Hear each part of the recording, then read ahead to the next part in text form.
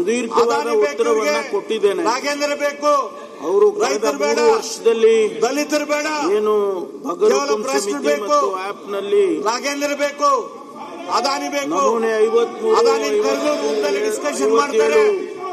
ಅರ್ಜಿಗಳು ಎಷ್ಟು ಅಂತ ಕೇಳಿದರೆ ಅವರಿಗೆ ಮಾಹಿತಿಯನ್ನು ಕೊಟ್ಟಿದ್ದೇನೆ. 14,37,181 ಡಿಜಿಟಲೀಕರಣ ಮಾಡಿರ್ತಕ್ಕಂಥ ಅರ್ಜಿಗಳು 50, 53, 57ರಲ್ಲಿ.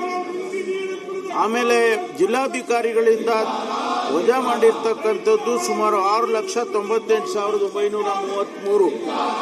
ಅದೇ ರೀತಿ ಡಿಜಿಟಲೀಕರಣ ಮಾಡಿ ಅಂತಿಮ ತೀರ್ಮಾನಕ್ಕೆ ಬಾಕಿ ಇರ್ತಕ್ಕಂಥ ಅರ್ಜಿಗಳನ್ನು ಕೂಡ ಕೊಟ್ಟಿದ್ದೇನೆ. 7,38,248 ಇದು ಪೆಂಡಿಂಗ್ ಇರ್ತಕ್ಕಂಥ ಅರ್ಜಿಗಳು ಜಿಲ್ಲಾಧಿಕಾರಿಗಳಿಂದ ಬಂದಿರತಕ್ಕಂಥದ್ದು. ಹಾಗಾಗಿ ನಾನು ಅವರಿಗೆ ಸುದೀರ್ಘವಾದ ಉತ್ತರ ಕೊಟ್ಟಿದ್ದೇನೆ. ಈ ಗೋಮಾಳದಲ್ಲಿ ಏನು 57ರಲ್ಲಿ ಮಂಜೂರು ಮಾಡತಕ್ಕಂಥದ್ದಿವೆ, ತಿರಸ್ಕಾರ ಮಾಡಿದ್ದಾರೆ. 3 ಬಾರಿ 2001ರಲ್ಲಿ ವಜಾ ಮಾಡಿ ಮತ್ತು 2021ರಲ್ಲಿ 3 ಬಾರಿ ಅದು ತಿರಸ್ಕಾರ ಆಗಿದೆ ಸುಪ್ರೀಂ ಕೋರ್ಟ್ನಲ್ಲಿ. ಆದ್ರಿಂದ ಅದನ್ನ ಮಾಡೋದಕ್ಕೆ ಬರೋದಿಲ್ಲ. ಮಿಕ್ಕ ಏನೆಲ್ಲ ಕೆಲವು ಸಲಹೆಗಳು ಕೊಟ್ಟಿದ್ದಾರೆ ಅವ್ರ ಜೊತೆಯಲ್ಲಿ ನಾನು ಚರ್ಚೆ ಮಾಡಿ ತೀರ್ಮಾನ ತಗೊಳ್ತೇನೆ.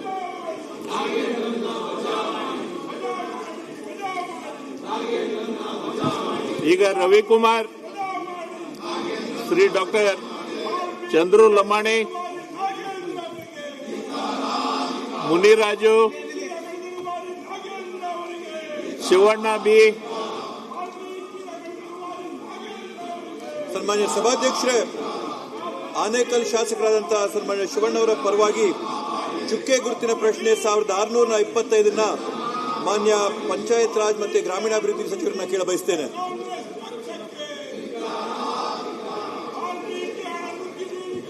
ಖಂಡ್ರೆ ಅವರೇ, ಖಂಡ್ರೆ ಅಧ್ಯಕ್ಷರೇ, ಉತ್ತರ ಒದಗಿಸಲಾಗಿದೆ. ಸನ್ಮಾನ್ಯ ಸಭಾಧ್ಯಕ್ಷರೇ, ಉತ್ತರನ ಒದಗಿಸಲಾಗಿದೆ. ಇವತ್ತು ಆನೇಕಲ್ ತಾಲೂಕಲ್ಲಿ ಸುಮಾರು 228 ಶುದ್ಧ ಕುಡಿಯುವ ನೀರು ಘಟಕಗಳಿದ್ದು ಅದರ ಪೈಕಿ 219 ಕೆಲಸ ಮಾಡ್ತಾ ಇರ್ತಕ್ಕಂಥದ್ದು ನಿಜವಾಗ್ಲೂ ಇಲಾಖೆಗೆ ನಾನು ಅಭಿನಂದನೆಗಳನ್ನ ಸಲ್ಲಿಸಕ್ಕೆ ಬಯಸ್ತೇನೆ. ಸಭಾಧ್ಯಕ್ಷರೇ, ಸುಮಾರು 9 ಗ್ರಾಮಗಳಲ್ಲಿ ಇವತ್ತು ಕೂಡ ಶುದ್ಧ ಕುಡಿಯುವ ನೀರಿನ ಘಟಕ ಕೆಲಸ ಮಾಡ್ತಾ ಇಲ್ಲ. ಆದಷ್ಟು ತುರ್ತಾಗಿ ಈ ಘಟಕಗಳನ್ನ ದುರಸ್ತಿ ಮಾಡಿ ಸಾರ್ವಜನಿಕರಿಗೆ ಕುಡಿಯುವ ನೀರಿನ ಅನುಕೂಲ ಮಾಡಿಕೊಡ್ಬೇಕು ಅಂತ ಮಾನ್ಯ ಸಚಿವರಲ್ಲಿ ಮನವಿ ಮಾಡ್ತೀನಿ ಸಭಾಧ್ಯಕ್ಷರೇ. ಯಾಕಂದ್ರೆ ಬರಗಾಲ ಅತ್ಯಂತ ಭೀಕರವಾಗಿದ್ದು ನಮ್ಮ ಭಾಗಗಳಲ್ಲಿ ಅಂತರ್ಜಲ ಕುಸಿದೋಗಿದ್ದು ಎಲ್ಲರೂ ಕೂಡ ಇವತ್ತು ಶುದ್ಧ ಕುಡಿಯುವ ನೀರಿನ ಘಟಕಗಳ ಮೇಲೆ ಮನೆಗಳಿಗೆ ಶುದ್ಧ ಕುಡಿಯುವ ನೀರಿಗೋಸ್ಕರ ಭರವಸೆನ ಇಟ್ಕೊಂಡಿದ್ದಾರೆ. ಅದನ್ನ ಆದಷ್ಟು ತುರ್ತಾಗಿ ದುರಸ್ತಿ ಮಾಡಿಕೊಡ್ಬೇಕು ಅಂತ ಹೇಳಿ ಮಾನ್ಯ ಸಚಿವರಲ್ಲಿ ಮನವಿ ಮಾಡ್ತೀನಿ ಸಭಾಧ್ಯಕ್ಷರೇ. ಸನ್ಮಾನ್ಯ ಸಭಾಧ್ಯಕ್ಷರೇ, ಆನೇಕಲ್ ವಿಧಾನಸಭಾ ಕ್ಷೇತ್ರದಲ್ಲಿ ತನಿಖೆ ನಡೀತಾ ಇದೆ. ಸಿಬಿಐ 228 ಶುದ್ಧ ಕುಡಿಯುವ ನೀರಿನ ಘಟಕಗಳ ಪೈಕಿ 219 ಘಟಕಗಳು ಇಡಿ ತನಿಖೆ ನಿರ್ವಹಿಸ್ತಾ ಇದ್ದಾವೆ. ಕಾಂಗ್ರೆಸ್ ಪಾರ್ಟಿ ತನಿಖೆ ಮಾಡ್ತಾ ಇಲ್ಲ. ಎಲ್ಲರೂ ತನಿಖೆ ಮಾಡ್ತಾ ಇದ್ದಾರೆ, ಕಾಂಗ್ರೆಸ್ ಪಾರ್ಟಿ ಮಾತ್ರ ತನಿಖೆ ಮಾಡ್ತಾ ಇಲ್ಲ. ದುರಸ್ತಿಯಿಂದ ಅವರೆಲ್ಲದಕ್ಕೂ ಸ್ಥಗಿತಗೊಂಡಿರುತ್ತವೆ. ತನಿಖಾ ಆಯೋಗ ಮಾಡಿದ್ರು, ಈ ದುರಸ್ತಿಯಿಂದ ತನಿಖಾ ಸತ್ಯಶೋಧನಾ ಸಮಿತಿ ಮಾಡಿದ್ರು, ಬಿಡದಿಗೆ ಏನೊಂದು ಶುದ್ಧ ಒಂದು ಸತ್ಯಶೋಧನಾ ಸಮಿತಿ ಮಾಡಿದ್ರು.